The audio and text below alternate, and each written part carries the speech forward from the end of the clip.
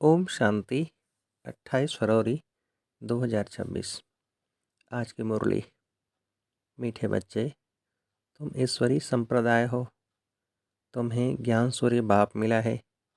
अभी तुम जागे हो तो दूसरों को भी जगाओ। प्रश्न: अनेक प्रकार के टकराव का कारण तथा उसका निवारण क्या है? उत्तर: जब देह अभिमान में आते हो तो अनेक प्रकार के टकराव होते हैं। माया की ग्रहचारी बैठती है। बाबा कहते, देही अभिमानी बनो, सर्विस में लग जाओ, याद की यात्रा में रहो तो ग्रहचारी मिट जाएगी। ओम शांति। रूहानी बच्चों के पास बाप आते हैं श्रीमत देने व समझाने। यह तो बच्चे समझ गए हैं कि ड्रामा प्लान अनुसार सारा कार्य होना है। बाकी समय थोड़ा रहा है। इस भारत को रावणपुरी से फिर विष्णुपुरी बनाना है। अब बाप भी गुप्त है, पढ़ाई भी गुप्त है। सेंटर्स तो बहुत हैं, छोटे बड़े गांव में छोटे बड़े सेंटर्स हैं और बच्चे भी बहुत हैं। अब बच्चों ने चैलेंज तो दी है और लिखना भी है। जब कोई लिटरेचर बनाना है तो उसमें लिखना है, हम इस अपनी भारत भूमि को स्वर्ग बनाकर छोड़ेंगे। तुमको भी अपनी भारत भूमि बहुत प्रिय है, क्योंकि तुम जानते हो यह भारत ही स्वर्ग था। इनको 5000 वर्ष हुए हैं। भारत बहुत शानदार था, इनको स्वर्ग कहा जाता है। तुम ब्रह्मा मुखवंशावली को ही नॉलेज है। इस भारत को श्रीमत पर हमको स्वर्ग जरूर बनाना है। सबको रास्ता बताना है और कोई खिड़पिट की बात ही नहीं। आपस में बैठ राय करनी चाहिए कि इन प्रदर्शनी के चित्रों द्वारा हम ऐसी क्या एडवर्टाइजमेंट करें जो अखबार में भी चित्र दें। आपस में इस पर सेमिनार करना चाहिए। जैसे गवर्नमेंट के लोग आपस में मिलते हैं, राय करते हैं कि भारत को हम कैसे सुधारें। ये जो इतने मतभेद हो गए हैं, इनको आपस में मिलकर ठीक करें और भारत में शांति सुख कैसे स्थापन करें। उस गवर्नमेंट का भी पुरुषार्थ चलता है। तुम भी पांडव गवर्नमेंट गाई हुई हो। यह बड़ी ईश्वरी गवर्नमेंट है। इसको वास्तव में कहा ही जाता है पांडव ईश्वरी गवर्नमेंट। पतित पावन बाप ही पतित बच्चों को बैठ पावन दुनिया का मालिक बनाते हैं। यह बच्चे ही जानते हैं। मुख्य है ही भारत का आदि सनातन देवी देवता धर्म। यह भी बच्चे जानते हैं। यह है रुद्र ज्ञान यज्ञ। रुद्र कहा ही जाता है ईश्वर बाप को, शिव को। गाया हुआ है, बरोबर बाप ने आकर रुद्र ज्ञान यज्ञ रचा था। उन्होंने तो टाइम लंबा चौड़ा दे दिया है। अज्ञान नींद में सोए हुए हैं। अभी तुमको बाप ने जगाया है, तुमको फिर औरों को जगाना है। ड्रामा प्लान अनुसार तुम जगाते रहते हो। इस समय तक जिसने जैसे जैसे जितना जितना पुरुषार्थ किया है, उतना ही कल पहले भी किया था। हाँ, युद्ध के मैदान में उतार चढ़ाव तो होता ही है। कभी माया का जोर हो जाता है, कभी ईश्वरी संतान का जोर हो जाता है। कभी कभी सर्विस बड़ी अच्छी तेज़ी से चलती है। कभी कहाँ कहाँ बच्चों में माया के विघ्न पड़ जाते हैं। माया एकदम बेहोश कर देती है। लड़ाई का मैदान तो है ना। रावण माया राम की संतान को बेहोश कर देती है। लक्ष्मण के लिए भी कहानी है ना। तुम कहते हो सब मनुष्य कुंभकर्ण की नींद में सोए हुए हैं।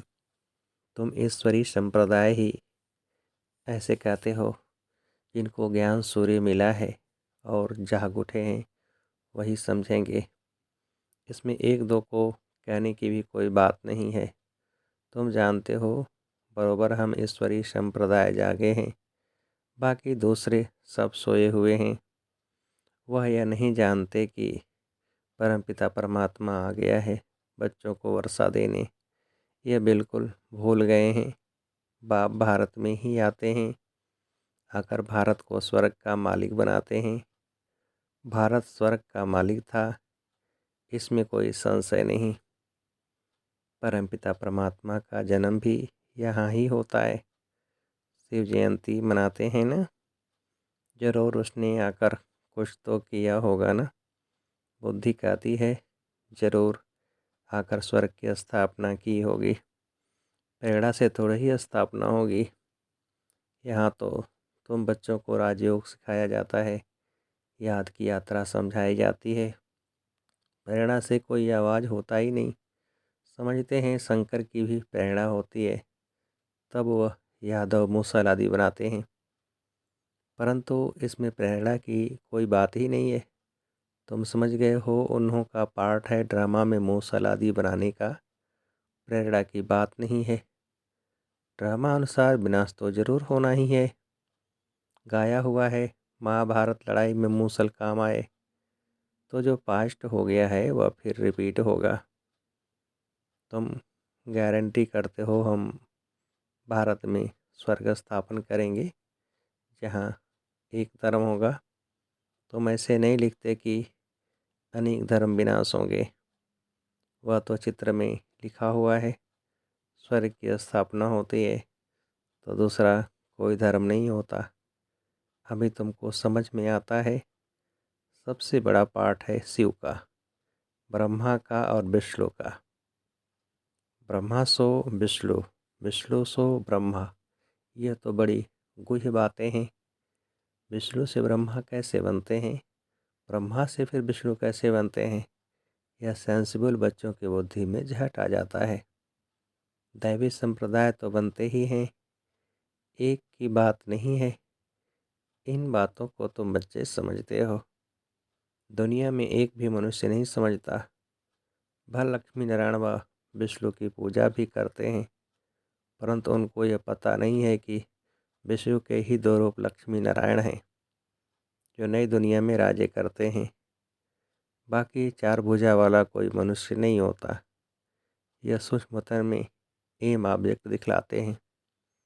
प्रवृत्ति मार्ग का यह सारे वर्ल्ड की हिस्ट्री जोग्राफी कैसे रिपीट लगाती है, चक्र लगाती है, यह कोई नहीं जानते। बाप को ही नहीं जानते तो बाप की रचना को कैसे जान सकते। बाप ही रचना की आदि मध्य अंत का नॉलेज बताते हैं। ऋषि मुनि भी कहते थे हम नहीं जानते हैं। बाप को जान जाए तो रचना के आदि मध्य अंत को भी जान जाए।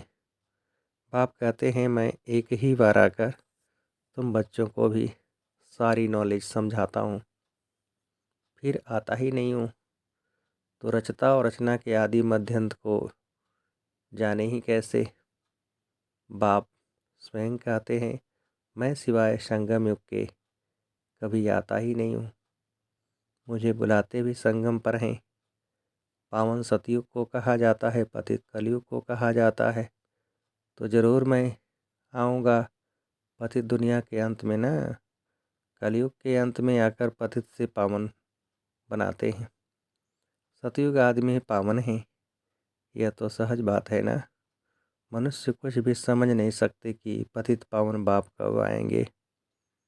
अभी तो कलयुग का अंत कहेंगे। अगर कहते हैं कलयुग में अजुन 40,000 वर्ष पड़े हैं तो और कितना पतित बनेंगे, कितना दुख होगा। सुख तो होगा ही नहीं। कुछ भी मालूम न होने कारण बिल्कुल ही घोर अंधियारे में हैं। तुम समझ सकते हो तो बच्चों को आपस में मिलना है, चित्रों पर अच्छी रीति समझाना होता है। यह भी ड्रामा अनुसार चित्र आदि सब निकाले हैं। बच्चे समझते हैं जो समय पास होता है हूबहू ड्रामा चलता रहता है। बच्चों की अवस्थाएं भी कभी नीचे कभी ऊपर होती रहेगी। बड़ी समझने की बातें हैं। कभी कभी ग्रहचारी आकर बैठती है तो उनको मिटाने के लिए कितने प्रयत्न करते हैं। बाबा घड़ी घड़ी कहते हैं, बच्चे तुम देह अभिमान में आते हो इसलिए टक्कर होता है। इनमें इसमें देही अभिमानी बनना पड़े। बच्चों में देह अभिमान वह होता है।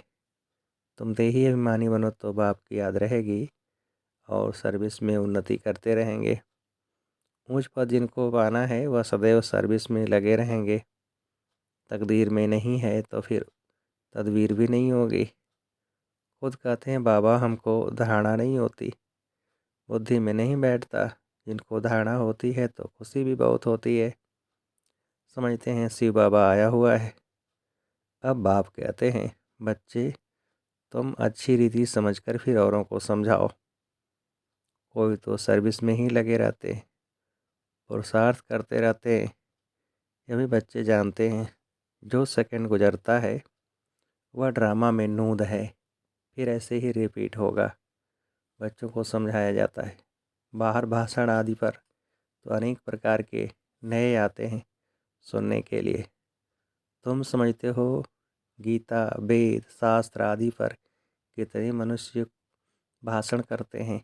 उनको कोई यह थोड़ा ही पता है कि यहाँ ईश्वर अपना और अपनी रचना के आदि मध्य अंत का राज समझाते हैं।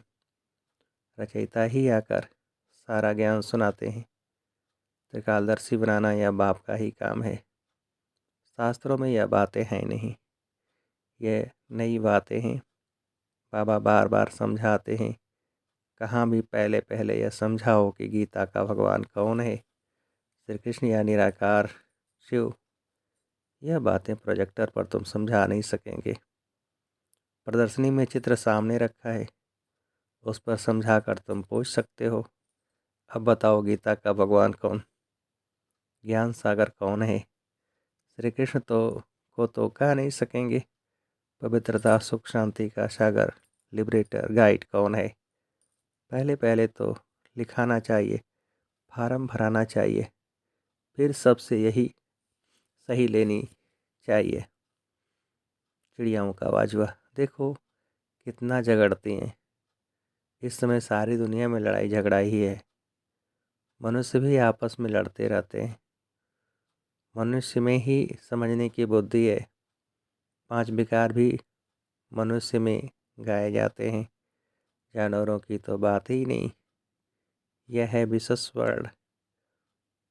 वर्ल्ड मनुष्यों के लिए ही कहा जाता है। कलयुग में है आसुरी संप्रदाय, सतयुग में है दैवी संप्रदाय। अभी तुमको इस सारे कंट्रास्ट का पता है, तुम सिद्ध कर बता सकते हो।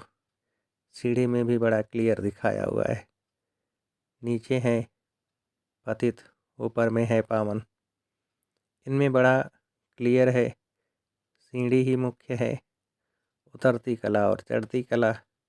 ये सीढ़ी बड़ी अच्छी है।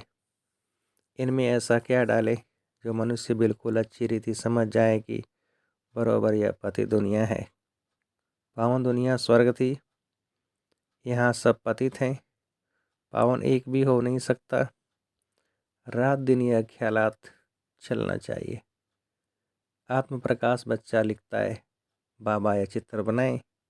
बाबा कहते हैं, भल विचार सागर मंथन कर कोई भी चित्र बनाओ, परंतु सीढ़ी बड़ी अच्छी बननी चाहिए। इस पर बहुत समझा सकते हैं।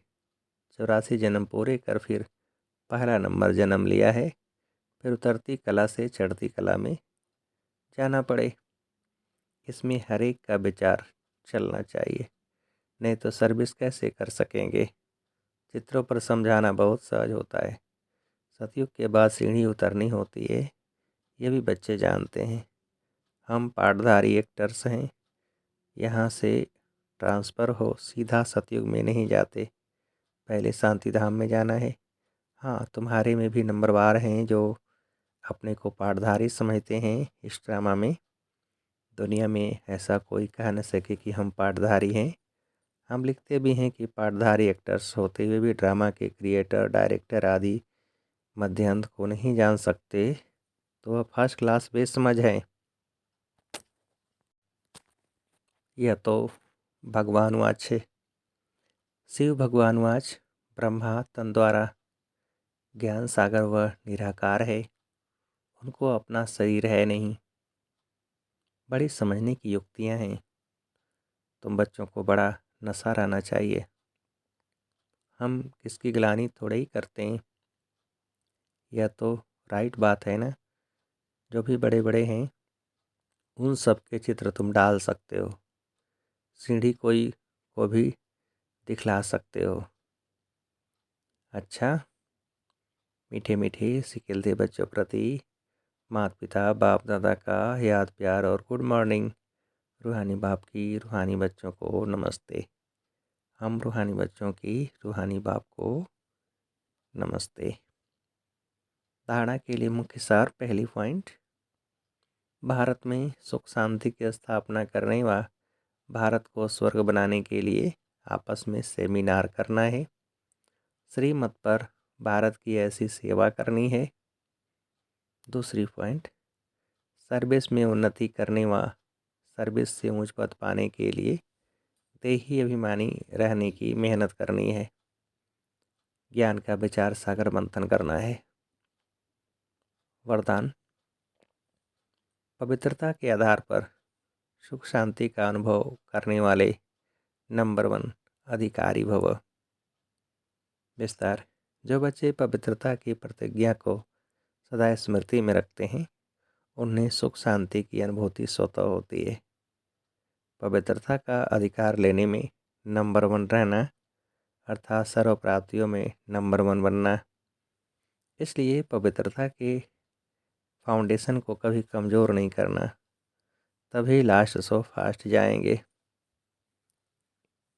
इसी धर्म में सदा स्थित रहना, कुछ भी हो जाए, चाहे व्यक्ति, चाहे प्रकृति, चाहे परिस्थिति कितना भी हिलाए, लेकिन धरत फरिए धर्म न छोड़िए। स्लोगन, व्यर्थ से इनोसेंट बनो तो सच्चे सच्चे सेंट बन जाएंगे। यह व्यक्ति सारे एकता और विश्वास की विशेषता द्वारा सफलता संपन्न बनो। बाप दादा चाहते हैं कि हर बच्चा एक रस श्रेष्ठ स्थिति के आसनधारी, एकांतवासी, अशरीरी, एकता स्थापक, एकनामी, एकानामी का अवतार बने।